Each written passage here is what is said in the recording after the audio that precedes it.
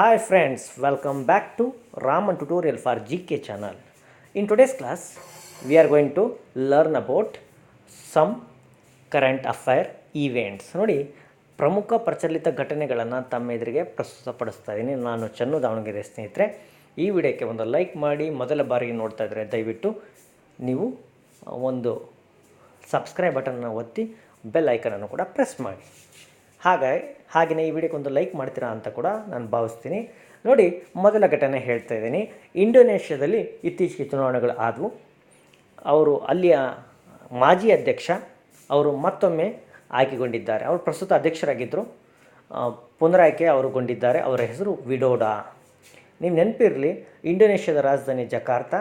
ಹಾಗೆಯೇ ಈ ಚುನಾವಣೆಯಲ್ಲಿ ಅವರು ಏನು ಆಯ್ಕೆಗೊಂಡ್ರಲ್ಲ, ಇವರ ವಿರುದ್ಧ ಸಾಕಷ್ಟು ಅಲ್ಲಿಯ ವಿರೋಧ ಪಕ್ಷ ಪ್ರತಿಭಟನೆ ಕೈಗೊಳ್ತು. ಆದರೆ ಅದು ಯಾವುದೂ ಕೂಡ ಪರಿಣಾಮಕಾರಿ ಆಗಿಲ್ಲ. ಜಗತ್ತಿನ ಮೂರನೇ ಅತ್ಯಂತ ದೊಡ್ಡ ಪ್ರಜಾಸತ್ತೆ ಅಂದರೆ ಅದು ಇಂಡೋನೇಷ್ಯಾ ಅಂತ ನಾವು ಹೇಳ್ಬೋದು. ಹಾಗೆಯೇ 24ನೇ ಬಾರಿ ಮೌಂಟ್ ಎವರೆಸ್ಟನ್ನು ಏರಿ ಒಬ್ಬರು ನೇಪಾಳಿ ಶರ್ಪಾ ಅವರು ಒಂದು ವಿಶ್ವ ದಾಖಲೆಯನ್ನು ನಿರ್ಮಿಸಿದ್ದಾರೆ. ಅವ್ರು ಯಾರಪ್ಪ? ಒನ್ ಟೈಮ್ ಏರೋದೇ ಕಷ್ಟ ಅಂದರೆ ಇವರು 24 ಬಾರಿ ಏರಿದ್ದಾರೆ.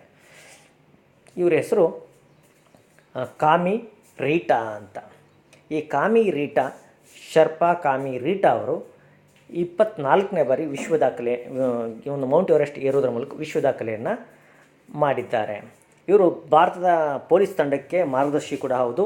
ಪರ್ವತಾರೋಹಿಗಳಿಗೆ ಇವರು ಮಾರ್ಗದರ್ಶನ ನೀಡ್ತಾರೆ. ಅಲ್ಲದ ಹಾಗೆ ಇವರು ಮತ್ತೊಂದು ವಿಶ್ವ ದಾಖಲೆಯನ್ನು ಕೂಡ ಮಾಡಿದ್ದಾರೆ. ಏನಪ್ಪ ಅಂದರೆ, ಒಂದೇ ತಿಂಗಳಲ್ಲಿ 2 ಬಾರಿ ಮೌಂಟ್ ಎವರೆಸ್ಟನ್ನು ಹತ್ತಿ ಇಳಿದಿದ್ದಾರೆ. ಈ ಮೂಲಕ ಈ ರೀತಿ ಸಾಧನೆ ಮಾಡಿದಂಥ ವಿಶ್ವದ ಪ್ರಪ್ರಥಮ ವ್ಯಕ್ತಿ ಇವರಾಗಿದ್ದಾರೆ. ಒಂದೇ ತಿಂಗಳಲ್ಲಿ 2 ಬಾರಿ ಹತ್ತಿ ಇಳಿಯೋದು ಸುಲಭದ ಮಾತಲ್ಲ. ಹಾಗೆಯೇ ಇತ್ತೀಚೆಗೆ ಒಬ್ಬ ಚಾಂಪಿಯನ್, F1 ಫಾರ್ಮುಲಾ ಚಾಂಪಿಯನ್, 3 ಬಾರಿ F1 ಫಾರ್ಮುಲಾ 1 ಚಾಂಪಿಯನ್ ಆದಂತಹ ನಿಕ್ಕಿ ಲೌಡ್ ಅವರು ನಿಧನರಾಗಿದ್ದಾರೆ. ಆಸ್ಟ್ರಿಯಾದ ವಿಯೆನ್ನಾ, ನಿಮಗೆ ಗೊತ್ತಿದೆ, ಆಸ್ಟ್ರಿಯಾದ ರಾಜಧಾನಿ. ಇವರು ಪ್ರಸಿದ್ಧ ಕಾರ್ ಚಾಲಕರು. ಇವರು ಇತ್ತೀಚೆಗೆ ಶ್ವಾಸಕೋಶ ಕಸಿ ಮಾಡ್ಕೊಂಡಿದ್ರು. ಅದು ಚಿಕಿತ್ಸೆ ಫಲಕಾರಿಯಾಗಲಾರ್ದಂಗೆ ನಿಧನರಾಗಿದ್ದಾರೆ. ಇವರು 1975, 1977 ಹಾಗೆ 1984ರಲ್ಲಿ ಫಾರ್ಮುಲಾ 1 ಅದೇನಿದೆ ಅದಕ್ಕೆ 3 ಬಾರಿ ಇವರು ಏನು ಮಾಡಿದರು, ಚಾಂಪಿಯನ್ ಆಗಿ ಪಟ್ಟವನ್ನು ಏರಿದರು. ಹಾಗೆಯೇ ಓಮನ್ನ ಲೇಖಕಿ ಜೋಕಾ ಅಲ್ ಹರ್ತಿ ಅವರು ಒಂದು ಪ್ರತಿಷ್ಠಿತ ಮ್ಯಾನ್ ಬುಕ್ಕರ್ ಪ್ರಶಸ್ತಿಗೆ ಭಾಜನರಾಗಿದ್ದಾರೆ. ಇವರು ಯಾವ ಪುಸ್ತಕ ಬರೆದಿದ್ದಾರೆ ಅಂದರೆ, ನೋಡಿ, ಸೆಲೆಸ್ಟಿಯಲ್ ಬಾಡೀಸ್ ಅಂತ ಒಂದು ಪುಸ್ತಕ ಅರಬ್ಬಿ ಭಾಷೆಯಲ್ಲಿದೆ.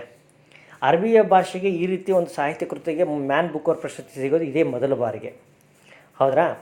ಅಲ್ಲದ ಹಾಗೆ ಇವರು ಅರಬಿಕ್ ಭಾಷೆಯ ಈ ಪುಸ್ತಕವನ್ನು ಒಬ್ಬರು ಅವರ ಸ್ನೇಹಿತರಾದಂಥ ಮೆರ್ಲಿನ್ ಬೂತ್ ಇವರು ಭಾಷಾಂತರ ಮಾಡಿದರು, ಟ್ರಾನ್ಸ್ಲೇಟ್ ಮಾಡಿದರು ಇಂಗ್ಲೀಷಿಗೆ.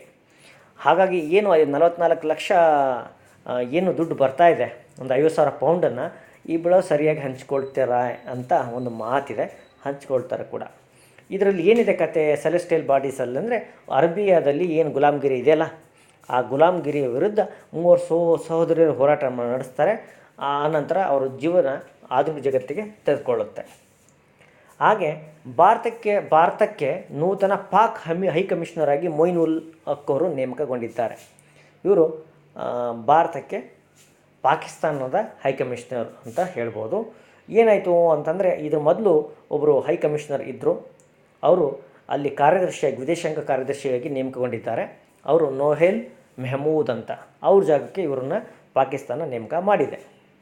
ಹಾಗೆಯೇ ಸಿಯೆಟ್ ಇಂಟರ್ನ್ಯಾಷನಲ್ ಬೌಲರ್ ಪ್ರಶಸ್ತಿಗೆ ಜಸ್ಪ್ರೀತ್ ಬೂಮ್ರಾ ಅವರು ಆಯ್ಕೆಗೊಂಡಿದ್ದಾರೆ. ಹಾಗೆ ICC ಮ್ಯಾಚ್ ರೆಫರಿಯಾಗಿ ಆಯ್ಕೆಗೊಂಡ ಮೊದಲ ಮಹಿಳೆ JS ಲಕ್ಷ್ಮಿ ಅವರು. ಹಾಗೆಯೇ ಲೈಟ್ ಸ್ಪೋರ್ಟ್ಸ್ ಏರ್ಕ್ರಾಫ್ಟ್ ಇದರ ಮೂಲಕ ಅಟ್ಲಾಂಟಿಕ್ ಸಮುದ್ರವನ್ನು ದಾಟೋದ್ರ ಮೂಲಕ ಒಂದು ದೊಡ್ಡ ಸಾಧನೆಯನ್ನು ಮಾಡಿದ್ದಾರೆ ವಿಶ್ವದ ಮಟ್ಟದಲ್ಲಿ. ಅವರು ಆರೋಹಿ ಪಂಡಿತ್.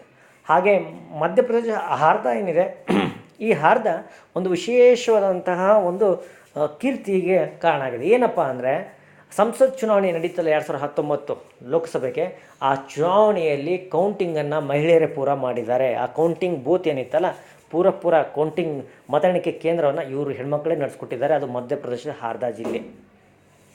ಹಾಗೆಯೇ PDK ಅನ್ನೋದೊಂದು ರೀಸೈಕಲೇಬಲ್ ಪ್ಲಾಸ್ಟಿಕ್ಕನ್ನು ಈ ಲಾರೆನ್ಸ್ ಬರ್ಕ್ಲಿ ನ್ಯಾಷನಲ್ ಲ್ಯಾಬ್ ಏನು ಮಾಡಿದೆ, ಸಂಶೋಧನೆ ಮಾಡಿದೆ. ಮುಂದೆ ಈ ರೀಸೈಕಲ್ಡ್ ಪ್ಲಾಸ್ಟಿಕ್ ನಮಗೆಲ್ಲ ಲಭ್ಯ ಆಗ್ಬೋದು. ಹಾಗೆಯೇ ಟ್ರಂಪ್ ಅವರು ಒಂದು ವಿಚಿತ್ರ ನಿರ್ಧಾರ ಮತ್ತು ಒಂದು ಭಾಳ ಪ್ರಮುಖವಾದ ನಿರ್ಧಾರ ಕೈಗೊಂಡಿದ್ದಾರೆ. ಅದು ಏನಪ್ಪ ಅಂದರೆ, ಒಬ್ಬರನ್ನ ವಾಯುಪಡೆ ಮುಖ್ಯಸ್ಥರಾಗಿ ನೇಮಕ ಮಾಡಿದ್ದಾರೆ, ಮಹಿಳೆಯೊಬ್ಬರನ್ನ. ಮಾಜಿ ರಾಯಭಾರಿ ಹಾಗೆ ಮಹಿಳಾ ಉದ್ಯಮಿ ಬಾರ್ಬರಾ ಬ್ಯಾರೆಟ್ ಇವರನ್ನು ಅಮೆರಿಕ ಅಧ್ಯಕ್ಷರು ಟ್ರಂಪ್ ಅವರು ವಾಯುಪಡೆ ಮುಖ್ಯಸ್ಥರಾಗಿ ನೇಮಕ ಮಾಡಿದ್ದಾರೆ. ಹಾಗೆಯೇ ಇವರು ಕಾಣ್ತಿರಲ್ಲ ಚಿತ್ರ, ಇವರು ಒಬ್ಬ ಭಾರತೀಯ. ಇವರು ಸಂಸತ್ತಿಗೆ ಆಯ್ಕೆಯಾಗಿದ್ದಾರೆ. ಯಾವ ಸಂಸತ್ತು ಅಂದರೆ ಆಸ್ಟ್ರೇಲಿಯನ್ ಸಂಸತ್ತಿಗೆ ಆಯ್ಕೆಗೊಂಡಿದ್ದಾರೆ. ಸಿಡ್ನಿ ಕ್ಷೇತ್ರದಿಂದ ಇವರು ಆಯ್ಕೊಂಡು, ಇವರು ವಯಸ್ಸು 43. ಇವರು ಡೇವ್ ಶರ್ಮಾ ಅಂತ, ನೀವು ಚಿತ್ರದಲ್ಲಿ ನೋಡಿ, ಈ ಡೇವ್ ಶರ್ಮಾ ಏನಿದ್ದಾರೆ ಇವರು ಆಯ್ಕೆಗೊಂಡಿದ್ದಾರೆ. ಸಿಡ್ನಿಯನ್ನು ಪ್ರತಿನಿಧಿಸ್ತಾರೆ ಅವರು. ಈ ರೀತಿ ಆಸ್ಟ್ರೇಲಿಯಾ ಸಂಸತ್ತಿನ ಪ್ರವೇಶಿಸಿದ ಮೊಟ್ಟ ಮೊದಲ ಭಾರತೀಯ ಅನ್ನೋ ಹೆಗ್ಗಳಿಕೆ ಇವರು ಭಾಜನರಾಗಿದ್ದಾರೆ. ಇವರ ಅಪೋಸಿಷನ್ನಲ್ಲಿದ್ದರು ಕೆರಿನ್ ಫೆಲ್ಪ್ಸ್ ಅವರು. ಹಾಗೆ ದಕ್ಷಿಣ ಆಫ್ರಿಕಾದ ಅಧ್ಯಕ್ಷರಾಗಿ ಸಿರಿಲ್ ರಾಮ್ಪೋಸಾ ಅವರು ಏನು ಮಾಡಿದ್ದಾರೆ, ಪ್ರಮಾಣ ವಚನ ಸ್ವೀಕರಿಸ್ತಾ ಇದ್ದಾರೆ.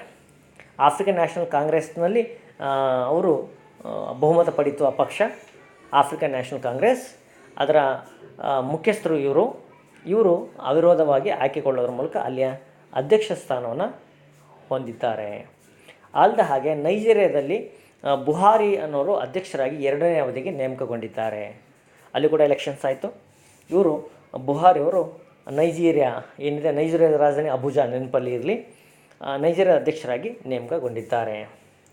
ಹಾಗೆ ವಿಶ್ವಸಂಸ್ಥೆ ಶಾಂತಿ ಪಾಲನಾ ಪಡೆಗೆ ಶೈಲೇಶ್ ಅವರ ಕಮಾಂಡರ್ ಆಗಿ ಆಂಟೋನಿಯೋ ಗುಟೆರಸ್ ಅವರು ನೇಮಕ ಮಾಡಿದ್ದಾರೆ. ಇದು ಎಲ್ಲಿ ಬರುತ್ತೆ, ಎಲ್ಲಿ ಕೆಲಸ ಮಾಡ್ತಾಯಿದೆ ಈ ಶಾಂತಿ ಪಾಲನಾ ಪಡೆ ಅಂದರೆ ದಕ್ಷಿಣ ಸುಡಾನಲ್ಲಿ ಕಾರ್ಯಾಚರಣೆ ಮಾಡ್ತಾಯಿದೆ. ಇದು ವಿಶ್ವಸಂಸ್ಥೆ ಶಾಂತಿ ಪಾಲನಾ ಪಡೆ.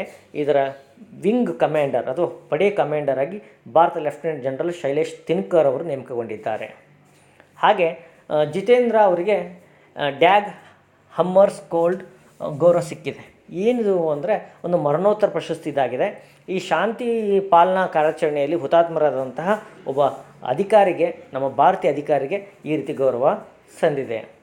ಹಾಗೆ ಬ್ರಹ್ಮೋಸ್ ಕ್ಷಿಪಣಿ ಇತ್ತೀಚೆಗೆ ಏನಾಯಿತು, ಟೆಸ್ಟಿಂಗ್ ಆಯಿತು. ಅದು ರಷ್ಯಾ ನಿರ್ಮಿತ Su-30MK ಫೈಟರ್ ಜೆಟ್ನಿಂದ ನಮ್ಮ ಬ್ರಹ್ಮೋಸ್ ಕ್ಷಿಪಣಿಯನ್ನು ಉಡಾಯಿಸಿ ಪರೀಕ್ಷೆ ಮಾಡಲಾಯಿತು. ಅದು ಕಾರ್ ನಿಕೋಬಾರ್ ದ್ವೀಪದ ಪ್ರದೇಶದಲ್ಲಿ ಅದು ಹೋಗಿ ಟಾರ್ಗೆಟನ್ನು ರೀಚ್ ಆಯಿತು. ಈ ಮೂಲಕ ಇನ್ನೊಂದು ಪ್ರಯೋಗ ಮಾಡಬೇಕಾಗಿದೆ, ಸಮುದ್ರದ ಮೇಲಿಂದ ಅದನ್ನು ಪ್ರಯೋಗ ಮಾಡೋದ್ರ ಮೂಲಕ. ಆ ಪ್ರಯೋಗದಲ್ಲಿ ಯಶಸ್ವಿ ಆದರೆ ಭಾರತ ಒಂದು ಮೊದಲ ಹಾಗೂ ಏಕೈಕ ರಾಷ್ಟ್ರ ಆಗುತ್ತೆ. ಇದರಲ್ಲಿ ಅಂದರೆ ಅತಿ ವೇಗದಲ್ಲಿ ಗುರಿ ತಲುಪಬಲ್ಲ ಕ್ಷಿಪಣಿಗಳನ್ನು ಯಶಸ್ವಿಯಾಗಿ ಪರೀಕ್ಷಿಸಿದಂಥ ವಿಶ್ವದ ಮೊದಲ ಮತ್ತು ಏಕೈಕ ರಾಷ್ಟ್ರ ಆಗಲಿದೆ. ಹಾಗೆ ತೆರೆಸ್ ಮೇ ಅವರು ರಾಜೀನಾಮೆ ನೀಡಲಿದ್ದಾರೆ. ಇವರು ಜರ್ಮನಿಯ ಬ್ರಿಟನ್ನ ಅಧ್ಯಕ್ಷರು ತೆರೆಸಾ ಮೇ. ಈ ತೆರೆಸಾ ಮೇ ಏನು ಅಂದರೆ ಬ್ರೆಕ್ಸಿಟ್, ನಿಮಗೆ ಕೇಳಿದ್ರು ಬ್ರೆಕ್ಸಿಟ್, ಐರೋಪ್ಯ ಒಕ್ಕೂಟದಿಂದ ಬ್ರಿಟನ್ ಹೊರ ಬರ್ತಾ ಇದೆ. ಐರೋಪ್ಯ ಒಕ್ಕೂಟದಲ್ಲಿ ಬ್ರಿಟನ್ ಇತ್ತು, ಆದರೆ ಬ್ರಿಟನ್ ತನಗೆ ಹೆಚ್ಚು ಪಾಲುದಾರಿಕೆ ಬರ್ತಾ ಇಲ್ಲ, ಹೆಚ್ಚು ಲಾಭ ಆಗ್ತಾ ಇಲ್ಲ ಈ ಒಕ್ಕೂಟದಲ್ಲಿ ಇರೋದ್ರಿಂದ, ಅದರಿಂದ ಹೊರ ಬಂತು. ಅದನ್ನು ಬ್ರೆಕ್ಸಿಟ್ ಅಂತಲೇ ಕರೀತಾರೆ. ಅದನ್ನು ಇವರು ಅಪೋಸ್ ಮಾಡ್ತಾಯಿದ್ರು ಬ್ರಿಟನ್ ಪ್ರಧಾನಿ ತೆರೆಸಾ ಮೇ. ಆದರೆ ತಮ್ಮ ಪಕ್ಷದವರಿಂದಲೇ ಇವರು ವಿಶ್ವಾಸ ಗಳಿಸಲು ವಿಫಲರಾದರು ಅಂತ ಅವ್ರಿಗೆ ಅನ್ನಿಸಿ ಇದೇ ಜೂನ್ 7ಕ್ಕೆ ಅವರು ರಾಜೀನಾಮೆ ನೀಡಲಿದ್ದಾರೆ. ಜೂನ್ 10ರಿಂದ ಎಲೆಕ್ಷನ್ಸ್ ಸ್ಟಾರ್ಟ್ ಆಗುತ್ತೆ. ಅಲ್ಲಿ ಮತ್ತೊಮ್ಮೆ ಹೊಸ ಪ್ರಧಾನಿ ಆಯ್ಕೆ ಆಗುತ್ತೆ. ಚೀನಾ ಅತ್ಯಂತ ವೇಗದ ರೈಲನ್ನು ಆರಂಭಿಸಲಿದೆ 2021ಕ್ಕೆ. ಮ್ಯಾಗ್ನೆಟಿಕ್ ಲೆವಿಟೇಷನ್ ಒಂದು ಹೊಸ ಮಾದರಿ ರೈಲನ್ನು ಅದು ಪರಿಚಯಿಸಲಿದೆ. ಸುಮಾರು 600 ಕಿಲೋಮೀಟರ್ ವೇಗದಲ್ಲಿ ಇದು ಚಲಿಸಲಿದೆ ಅಂತ ಹೇಳ್ತಾರೆ.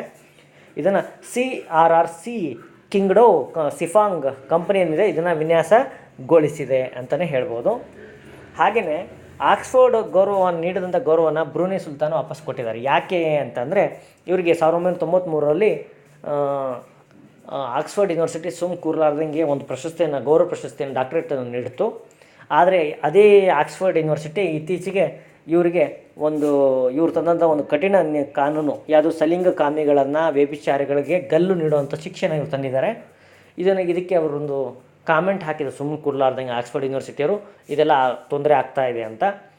ಹಾಗಾದರೆ ನೀವೇ ನಮಗೆ ಗೌರವ ಡಾಕ್ಟ್ರೇಟ್ ಕೊಟ್ಟು ನೀವೇ ಈ ರೀತಿ ಕಾಮೆಂಟ್ ಹಾಕಿದರೆ ಹೇಗೆ ಅಂತ ಇದನ್ನು ಅಪೋಸ್ ಮಾಡಿ ಅವ್ರು ಕೊಟ್ಟಂಥ ಡಾಕ್ಟ್ರೇಟನ್ನು ಅವ್ರ ಕೈಯಲ್ಲೇ ಕೊಟ್ಟಿದ್ದಾರೆ, ನೀವು ತೊಟ್ಕೊಳ್ಳಿ ಅಂತ ಇವರು. ಇರಲಿ, ಈ ಏನು ಮೂರ್ತಿ ಕಾಣ್ತಾ ಇದ್ದೀರಲ್ಲ, ಇದು ಈಶ್ವರನ ಮೂರ್ತಿ. ಪ್ರಪಂಚದಲ್ಲಿ ಅತ್ಯಂತ ದೊಡ್ಡ ಈ ಒಂದು ಮೂರ್ತಿ ರಚನೆ ಆಗಲಿದೆ. ಎಲ್ಲಿದೆ ಇದು ಅಂತ ರಾಜಸ್ಥಾನದಲ್ಲಿ ತಲೆ ಎತ್ತಲಿದೆ. ಇದು ಏನಿದೆ ಗಣೇಶ ತಕ್ರಿ ಅಂತ ರಾಜಸ್ಥಾನದ ನಾಥದ್ವಾರ ಅಂತ ಬರುತ್ತೆ, ಅಲ್ಲಿ ಗಣೇಶ ತಕ್ರಿ ಪ್ರದೇಶದಲ್ಲಿ ಇದು ನಿರ್ಮಾಣವಾಗಲಿದೆ. ಈ ಮೂಲಕ ಪ್ರಪಂಚದ ಎತ್ತರದ ಶಿವನ ಮೂರ್ತಿ ಇದಾಗಲಿದೆ. ಇದನ್ನು ಸ್ಟ್ಯಾಚ್ಯೂ ಆಫ್ ಬಿಲೀಫ್ ಅಂತ ಕರೀಲಿದ್ದಾರೆ. ಇದು ಆಗಸ್ಟ್ ತಿಂಗಳಲ್ಲಿ ಪೂರ್ಣಗೊಳ್ಳಲಿದೆ. 351 ಅಡಿ ಎತ್ತರ ಇದು ಇರಲಿದೆ. ಇದು ಸ್ಥಾಪನೆ ಆದಮೇಲೆ ನೀವು ಒಮ್ಮೆ ಹೋಗಿ ನೋಡಿ ಬನ್ನಿ, ಮೊದಲು ಪರೀಕ್ಷೆಯನ್ನು ಬರೀರಿ ಅಂತ ಹೇಳ್ತಾ ಇವತ್ತಿನ ಈ ವಿಡಿಯೋನ ಮುಗಿಸ್ತಾ ಇದ್ದೀನಿ. ಲೈಕ್ ಆದರೆ ದಯವಿಟ್ಟು ಲೈಕ್ ಮಾಡಿ, ಹಾಗೆ ನಿಮ್ಮ ಸ್ನೇಹಿತರಿಗೆ ಶೇರ್ ಮಾಡಿ. Thank you.